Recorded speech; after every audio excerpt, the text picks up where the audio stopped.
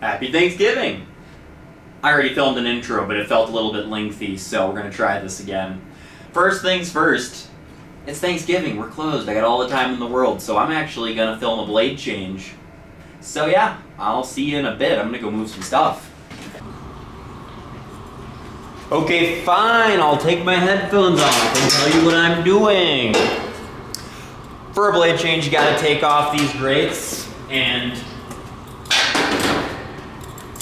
each night we're supposed to be washing these out, but we don't really have drainage at this rink, and so I understand why sometimes it might be cumbersome, and really 2 of our 3 machines will function just fine if they're not washed out at the end of the night.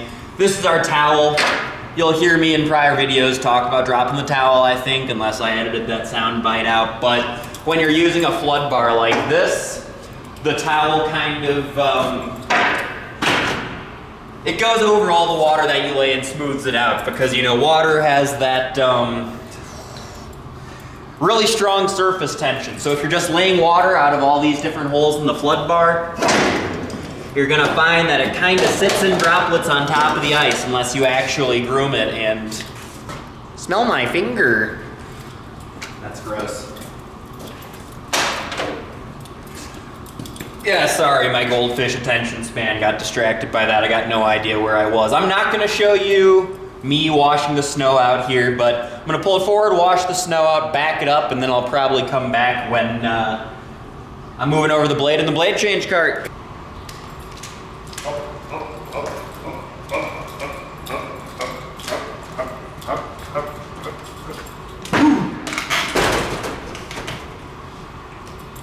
I always grab the biggest available blade I can find because the bigger blades cut better, but then it's heavy.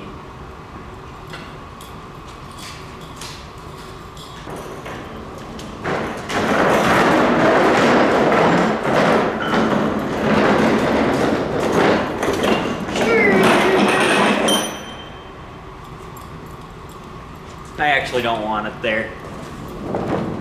It's all just putting on a show.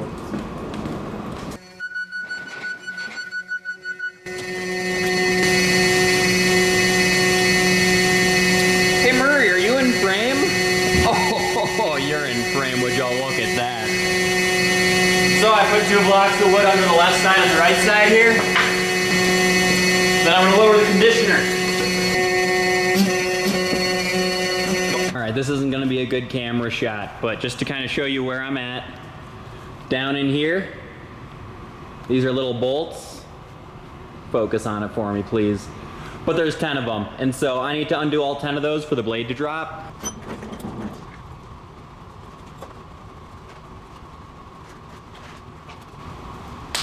Bend over and cough.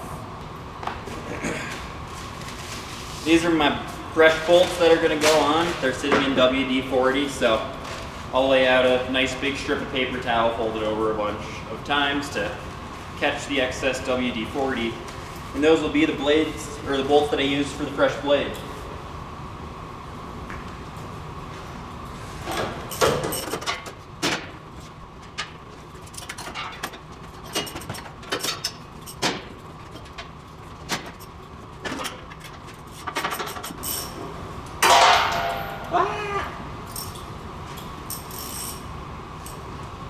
As much as I love reaching in front of a blade, you should probably walk around.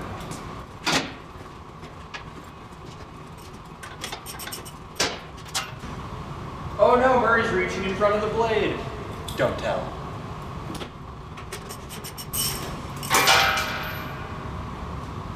You're never gonna believe what just happened.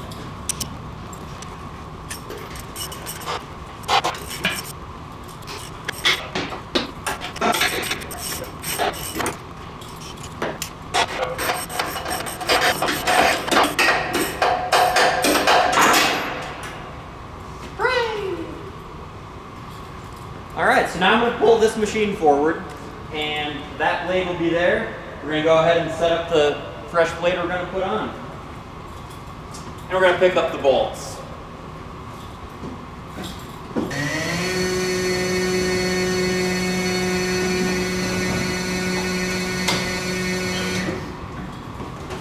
Yeah. No, I also probably shouldn't be jumping by this blade. We can keep that between us as well.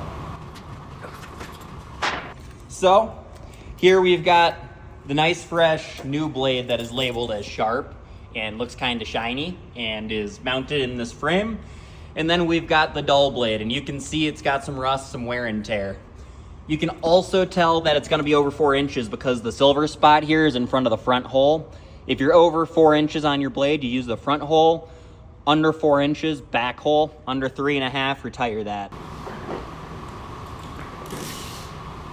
Oh yeah. Sorry, distracted, because I'm doing a video and I'm so stressed out by you I can't think. Please stop looking. No. But I do pick up the old bolts here now. Throw them back in the WD-40 bucket.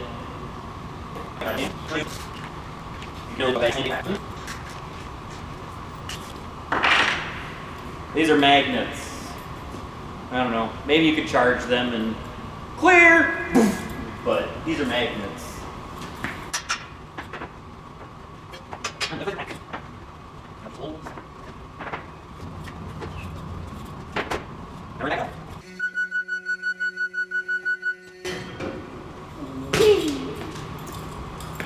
Oh. Were you looking at my ice depths?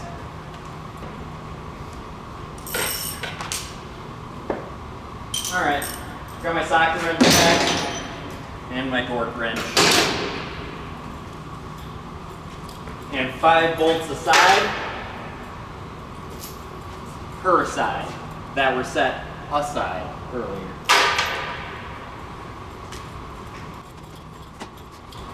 Then the first thing I'm going to do is just get the left and the right sides on, because that's going to make life a lot easier for me. When you're actually tightening it down, you want to start in the middle and go out, left, right, right, left, whatever, to avoid warping the blade. But as far as just getting it up, I very much like to do the left and the right side first, because if you're trying to lift the entire weight of the blade in the middle with one arm so that you can get the bolt in and screw it in with the other, you're going to have a bad time.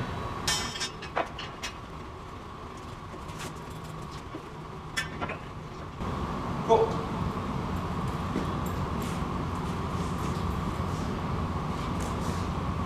Now realistically, I'm just going to fast forward through me tightening all this stuff down. I torque my bolts to 25 PSI. Tell your friends.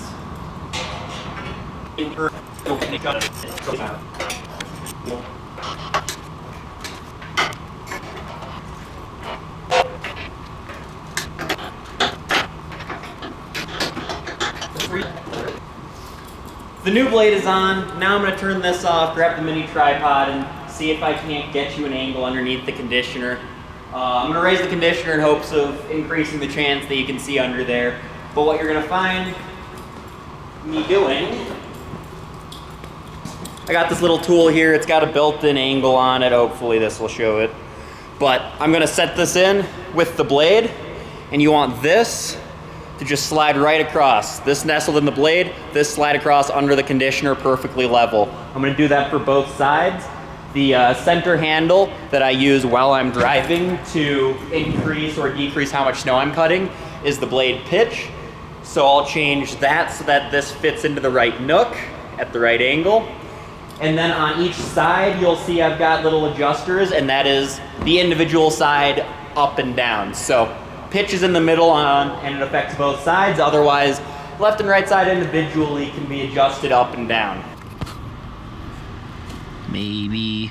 Hey, there we go. Okay. So you can see what it looks like there. The angle's a little bit off. I'm using my hand to stabilize the camera, so I can't point to stuff. But I'm going to try and get this angle fixed first, and then it looks like we're going to have to lift the blade as well. We'll start with like 2 full rotations down on the center one, which I'm gonna leave this camera here. I'll film it on my phone though. It's just this, and I'm sure in videos you'll be able to see me reach for it, but clockwise is down. So there's that.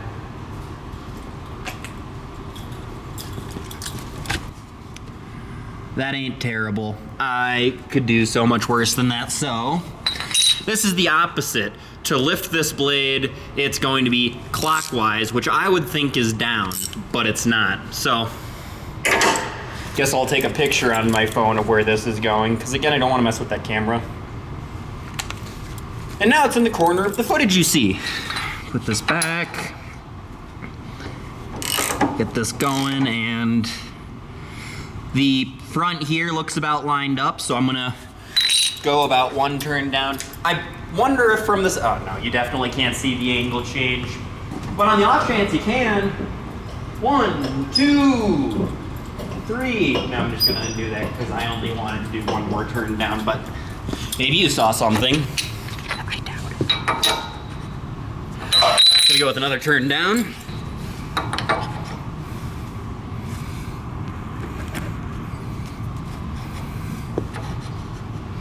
Very close. I'm just gonna lift it a little bit.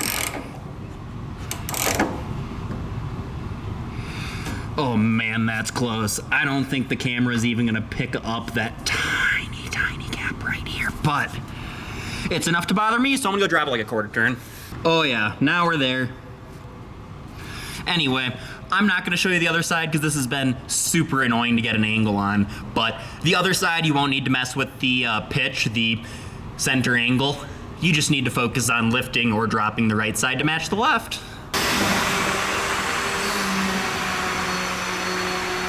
I think that's a very good that.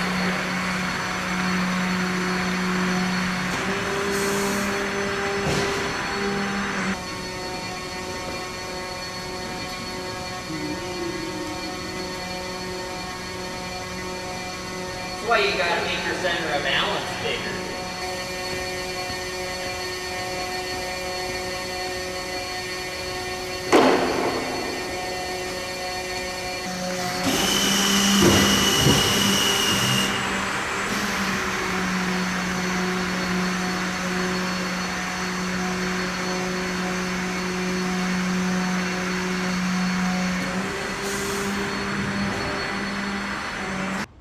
I'm just gonna film this on my phone because I think I'll be able to get a better explanation if I'm just holding the device with the camera.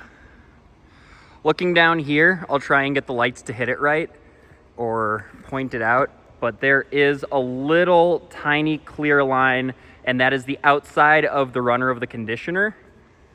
So what I just zoomed in on is just this little bit of metal that sticks down, and it just touches the ice, but it's not a blade, it doesn't scrape. There's one on this side too. It's literally just the metal outsides of the conditioner. And it leaves a tiny little mark that you can see in the ice. And by gauging the distance between the white path of where the blade cut and that clear tiny line that's super hard to see, that's called your feather edge. If it's 3 inches, you're taking off about a box. If it is 6 inches, you are picking up surface snow. So 4.5 is about your half box point. But what I'm looking for here when setting my blade is I want this, can I point to it? No. Left and right side both to have the same amount of distance between the blade and the feather edge. Unfortunately, if I walk directly up to this with a ruler, the lighting will change and you won't be able to see it at all. So this is the best angle we will get. But when I change a blade, I come out here with this tool, and if, say, this side was lower than this side, I would have a lot less space between where it's shaving and the line of the runner. And then I would know I need to lift that side. So hopefully this is helpful enough, but reading the feather edge is what I do. The other thing that people will do for a drop test, that's what we call this, is you drive a stretch, then you lift your conditioner and see how much snow you have. And you want to have about the same amount of snow on the left side as the right side. That'll tell you your left and right side are shaving the same amount. My problem with this is that I haven't done a figure 8 on this rink in a week, so the ice may not be level, which means I could do my drop test, shave more than on the left than the right side, and it would only be because there was a high spot there, not because that blade is too far down. So I prefer to just read the feather edge, and then I'll drive maybe 20 feet, and you can see there wasn't a whole lot of variance here, but I'll step back again. But then you can kind of see a story told over time of you might hit a high spot and your feather edge diminishes in size as it's cutting more, and then it'll go back to normal as you hit more level ice. And so I prefer the story that the feather edge tells us Nice monologue, Murray. Nice monologue indeed. It's still Thanksgiving. You can see there's 24 seconds left in the half. Chiefs, Cowboys. But this video is already 16 minutes, 27.26 seconds long. And I haven't even gotten to the edging and shaving stuff yet. So we're going to end it here. And I'm probably just going to upload this one and then edit part 2 over the rest of the week, because it would be kind of cool to get this uploaded on Thanksgiving or overnight. So yeah, the next episode I'm going to kind of break down my edging plan and how it was determined based on the ice depths I took. So it'll be probably my most in-depth video regarding that, and I look forward to sharing it with you. Peace out.